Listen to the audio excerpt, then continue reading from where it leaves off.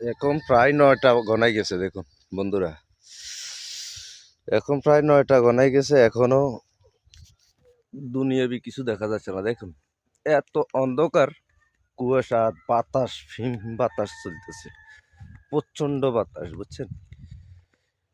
এটা লক্ষ্মীপুর জেলা চন্দ্রগঞ্জর দক্ষিণে বসুরহাট বাজার পশ্চিম সাইডে দিয়েই দেখাচ্ছি।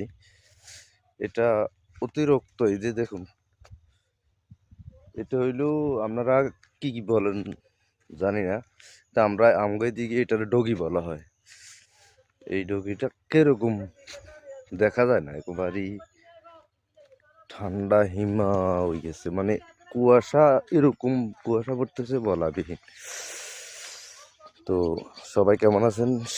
আজকে শুক্রবার, সবার জন্য দোয়া রইল, আর সবাই বেশি বেশি দরুদ পড়বেন। সবাইকে সালাম জানিয়ে আজকের জন্য এখানে বিরতি। সবাই ভালো থাকবেন।